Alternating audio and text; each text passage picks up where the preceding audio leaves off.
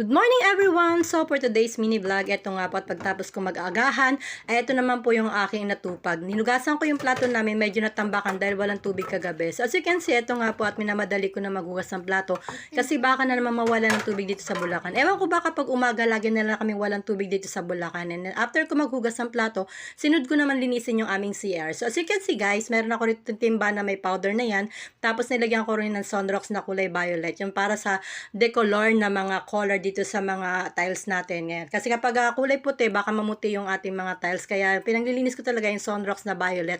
Lagi dito sa CR namin. So as you can see, ito na nga po at nililinis ko na at kinukudkod ko na mabuti yung aming pinaka-inodoro dito. Ayan, at ginamitan ko po siya ng bidet nung matapos ko po siyang kuskusin ng maigi. So as you can see, ito na nga po at minamadali ko rin na linisin kasi baka mamaya mawala na naman ng tubig dito sa aming Bulacan. So ito na nga po at nilinis ko na po yan pati pa sa pinakailalim ay kinuskus ko na yan at pinabalangan ko na po siya ng maigi para naman po yung mga sabon-sabon sa mga gilid-gilid mawala at tapos po pinlash ko po yung ating inodoro o yung ating bowl. Pero nakuskus ko na po yan yung ating bowl kanina, hindi ko lang na video dahil nakalimutan ko na po yan. And then after maglinis ng ating CR, eto naman po yung next kong gagawin, yung mga nilabahan kagahapon, yung iba na tuyo na dahil nagamit naman natin ng dryer to.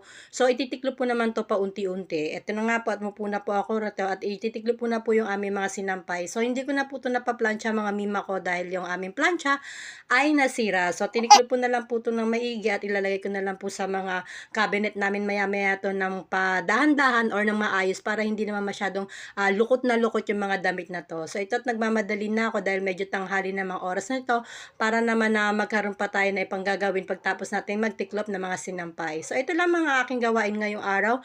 Bali half day pa lang to, yung iba mamaya ko na lang pong gagawin paglinis sa taas. So bukas ko na lang po yung iba vlog para naman po hindi masyado mahaba yung ating vlog for today. So ito naman po yung kumot na tinitiklop ko, medyo magibat siya at hindi ko mapagpantay-pantay.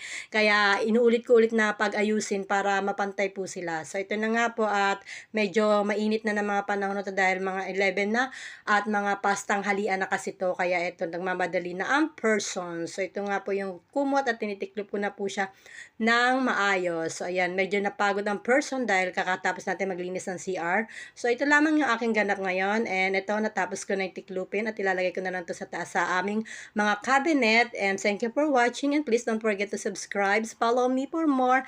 At ito nga pala yung aking alagang aso si Cooper. Nung makita na wala na akong ginagawa, ayan, nagpapahelis sa akin. Yan talaga, tumalambing talaga to si Cooper. And si Cooper nga pala isang Pomeranian dog. And thank you for watching guys. Happy watching and God bless you all. Bye-bye.